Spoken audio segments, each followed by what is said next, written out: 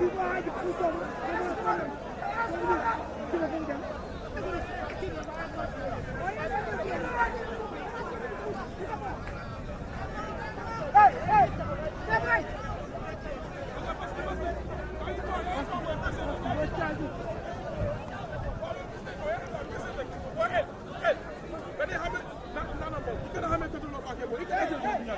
we're not going to go to the ball. Yo, go push the ball. No, someone push. I'm not going to push. Huh? I'm not going to push the ball. I'm not going to push.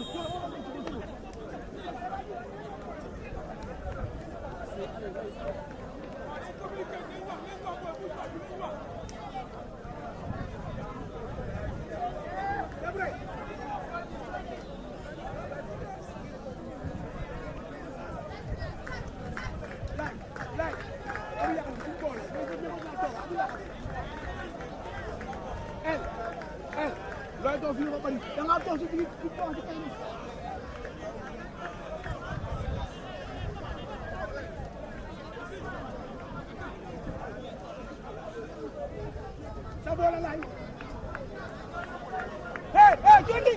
Aja.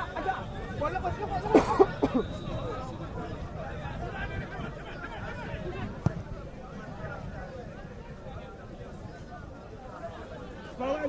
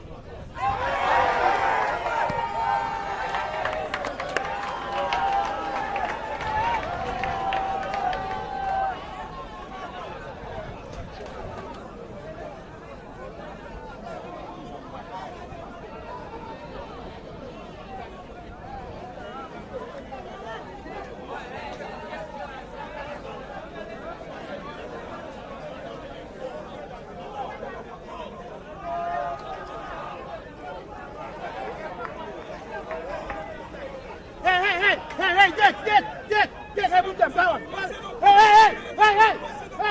wait, step up.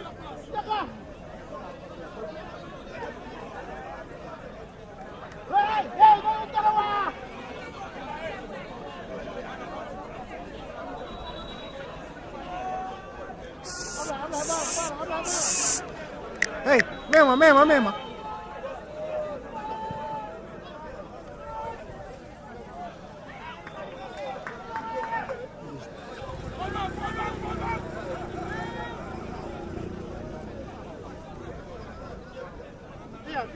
Tía, habla, tía sini. Allez, ball.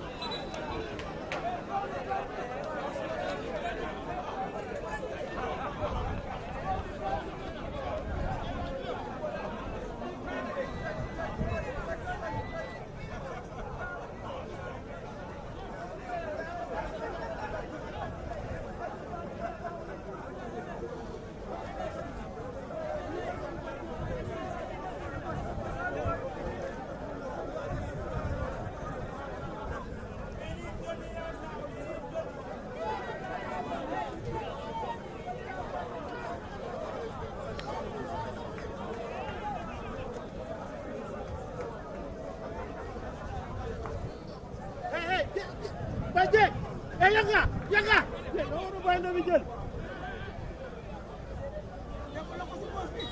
Look correct.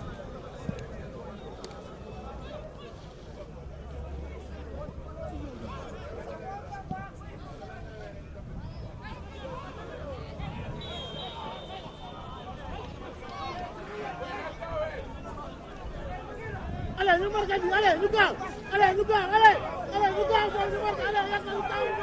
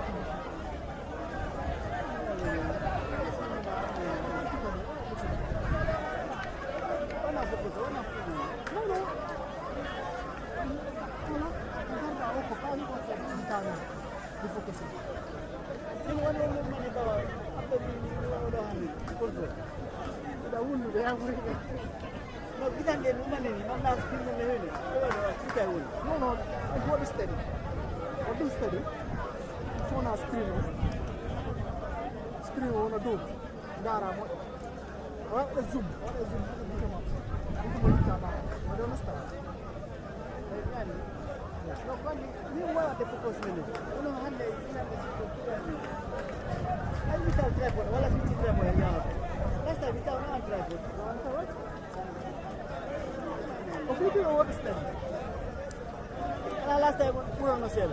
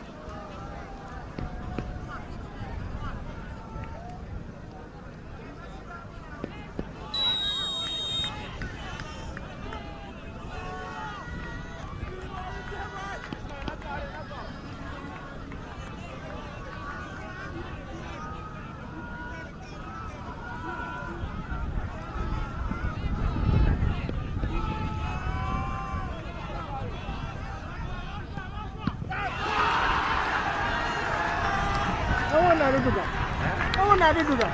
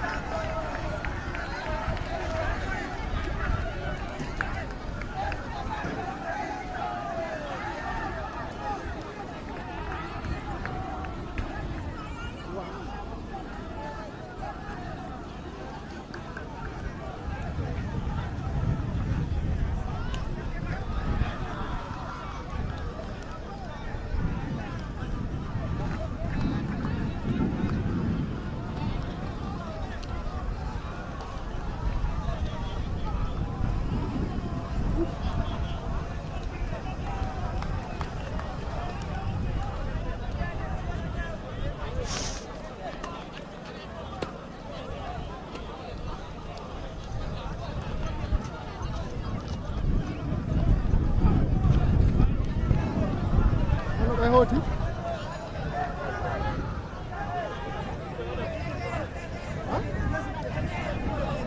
Interview. Mike on the cable. I don't know. Mike the cable on the phone of him.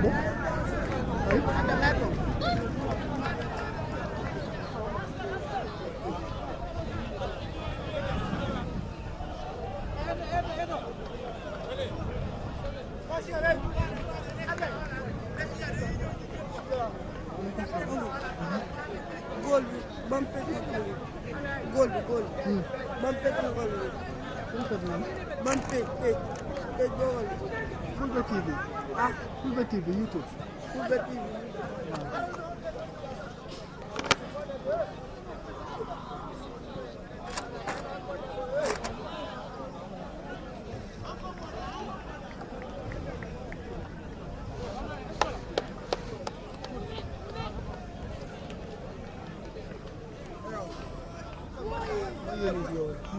After the video, ma forward post. Comme forward post after so. Fulbe TV. Fulbe TV, yeah. YouTube. Fulbe TV, yeah. YouTube. Yeah.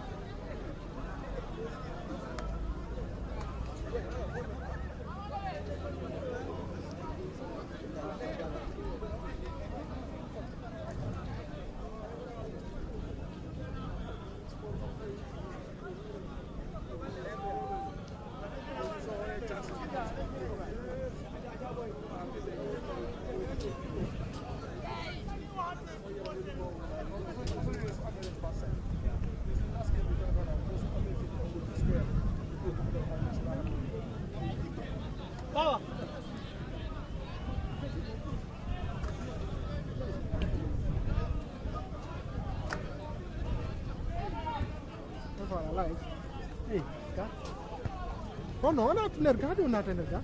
Voilà.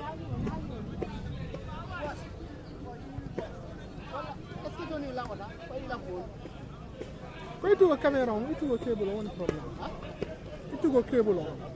No, itu wala karena moni, itu a phone. Okay. Wala? Okay.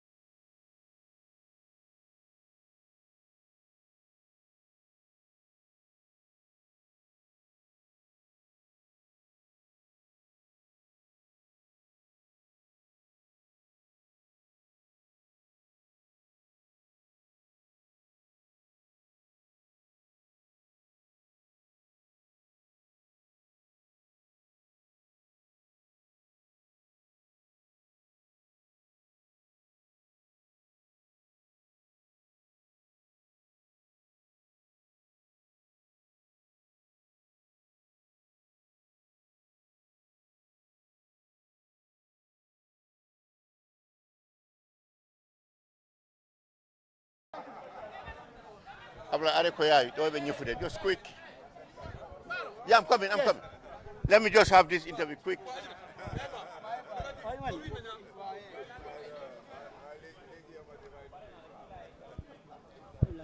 Okay. Hello, mic test. Aribawa.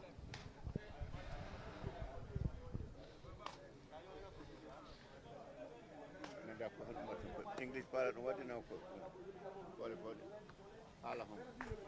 Okay, yes. For the Just brief, yeah.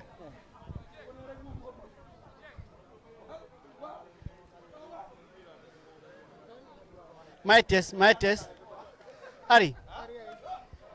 Oh, assalamu alaikum musidɓe an fulɓe daroɓe Fulbe TV han ko Fulbe TV arani on ɗo e Serekunda West Park e tawede tournament mo gandanta mo leydi mo waɗi ɗo organise fi enen fof bonen hunde wotere nden noon ala ko mbattere jaaden e ciyama no gandanta kañ tammiti affaire programme no yaari ni ok on jarama ok ok mawɗo mbalo a jarama salminama en jiiɗo han football o weeɗi weeti annon ko ɗum jiɗɗa kalande hannde affaire tournament no hannde on jarama Fulbe TV fi argol moɗon ɗo o semi final ɗo hakkude Latrikunda kañe Ibo Town maƴo weeli ha yawti yimɓe ɓe fof ngari sukaɓe beltima ɓe mbaɗi play a bete in fact ɓe jaadi kayen ɓe jaa 45 minutes o fof hay goto wawani gagnade on so ɓe jaadi 5-5 penalty Latrikunda gagni Latrikunda heɓi ɗiɗi Ibo Town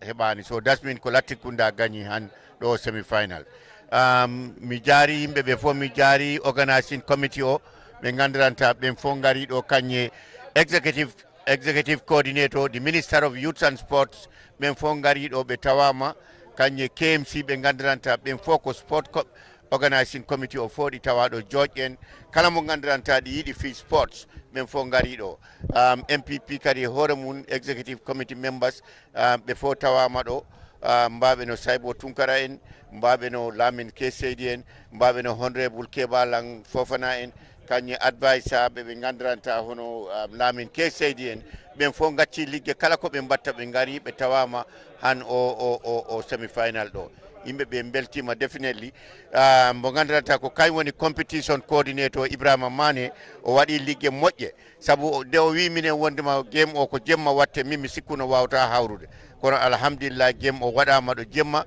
te yaari waɗi succide mi jaari kala gaccuɗo ligge mum ari ɗo nden noon a jarama ha joni ɓawi ko leƴƴi kewɗi ɗen we come back to the tournament. Mr. Chairman, I learned that you are the chairman of the organizing committee of the President Barrow Peace Tournament. How do you see the final today? Well, I mean, first of all, I am thanking the KMC organizing committee. I am thanking the executive coordinator who left whatever they were doing and came and witnessed the semi-finals between Latrikunda and Ibo Town. I am thanking also all those who came to witness this match. The Minister of Youth and Sports is here, he came, and also the Executive Coordinator of KMC, Bouakar Singate, is here, and also MPP National Executive members who also left whatever they were doing and they came to witness this thing, like Saybo Tunkara, Lamin K. Seydi, Honorable Kebalang Fofana, and Lamin K. Seydi, among many officers who left whatever they were doing, they came to the field here today to witness the semi-finals. And fortunately for Latrikunda, they defeated Ibo Town through penalty. And so meaning that Latrikunda has qualified to go for the finals, for the regional finals of KMC. So I thank everybody, I thank the media, I thank the competition coordinator Ibrahima Mane, who has really coordinated this tournament throughout the country. All other regions have conducted their finals except KMC, and KMC is about to go on with their finals on Sunday, inshallah. Thank you very much. Thank you very much. This was the chairman of the organizing committee of this tournament we witnessed today. Now, okay, the next speaker we'll have is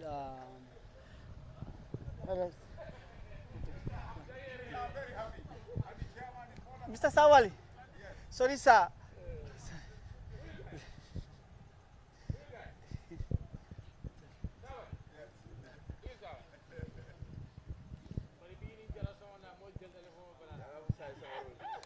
Opposition journalist. Okay. Fulbe TV. No, bakala man kon. Okay, hani say albe Fulbe TV jube kanne. Hani say be Serekunda is Pagodo. Tournament me along ko semi-final between Latikunda Sabi and Ibo Town. So say me along ko he's well known in political arena, especially in MPP. Me along ko he's responsible for the youth and in always saying that the youths are happy. So mamin kala don nga konto ngalon jumal ngoti. Well, Momodu Sabali, Mbal Tentula Mbal Jaila for coming to cover this very important activity. Being a nationwide peace tournament lebe caring. President Ole a sponsor, President Ole will be champion, it's his brainchild. Regional B Tabaneke emitul later can start, but Yalong, he who laughs last laughs the best. It looks like him has brought another sense of taste and glory, having night matches. First semi-final play to B, Latikunda Saba Yiganyeta Soma. We're looking forward to Joswang and another team. Mol Memfintita Jambi Drong. Odama attending a Mempholian to Nyati in Bangkok, and the youths are happy. For Nike will be savoring, and they are happy with the president, they are happy with the tournament. And Ngamenja talent B. I mean, Gambia's got talent. Literally, was statement to Ketajang. Funding Koliano in tournament to Amanke Chaka and Tikato Menu Ganeta, beat Lotto will be a Kudos total winners 100,000, runners up 75,000. Unprecedented. I mean, the trophy where the medals, it's amazing. I funding will say only. But remember, May football on him from Samanang, Walenka Cairo, Sabatin in the Maltema, Adung, no discipline jele, no camping oje funding will temale. Don't say what about him, but for Antentula, Altul Menkana can knock Wolf for Amansan. Thank you very much. Hanisa, congratulate your president, your current appointment, me along ko itele mata special advisor to the president. So tell you so we are all happy for you. We congratulate you. Say it okay nyari say what are your your goals after menkala for funding ko more happy because nyari mo kontane pour mo naga kontane. Well, Alhamdulillah, I'm Alatentula for local President Tenduka Jai for the trust and honor and confidence. Office of the President. President Mayalanga New Tandile, Alafta Menkela funding Kiwala and Banko Mobe. Sa meant to taje wala ndolnga makoi alaunga niyo ay timma adunga lo neko vananga experience ndinga men soto nga network men soto especially with the youth community we'll be able to make the youth happier because the president wants the youth to be happy and the youths are already happy, so it's nice to make them happier. Do ko be kelare nga men for president yala vision soto le ka men for iriwa development abeke kanne barate futalo la beto at the same time process leng process me wala expedite la ba funding ke wol fongol nata yi danku president wala through this tournament and other initiatives so in the process of development ownership funding ke wol tala so it will fongol tambi president ngo nyato bang president ngo siate ko coach de drone game weta the happiness game abe beta yalla inshallah barka thank you live no eh ayo de live oh yeah. No, okay. Oh, but I'm closing, Baba. Nenno ndaroɓe Fulbe TV ko ɗum min keɓannon ɗo han e nder Serekunda hirnangue walla mbiyen ɗum Serekunda East West nden noon on calminama commune Ablaye Mbal arnon ɗo waɗande on report arde caméraman e éditeur woni Baba Mama Saliou Diallo mi ejitani hen kadi mo gandanta kañ walli minen walla kay woni yeesojo e télé amen woni Kadiatou Diallo ha e tambitiɗo télé o gandanɗa kañ darani pulago ngu no yaara yeeso no télé yaara yeeso woni Samba Gueladio Mbala ɗo ha France ha e hoddiɓe mum toon ko wayno laamini Diawo Sara Mawadi e Bakary Baye on nden onon fof on calminama on jarama ha yeeso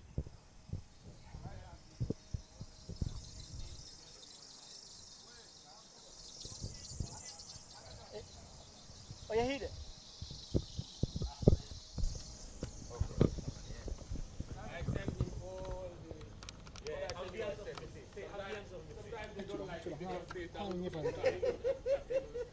ambience of message. But you can do PR. Who, me? Yeah. Hey, then tell my boss now. You should tell my boss. Honestly. Huh? No? Okay.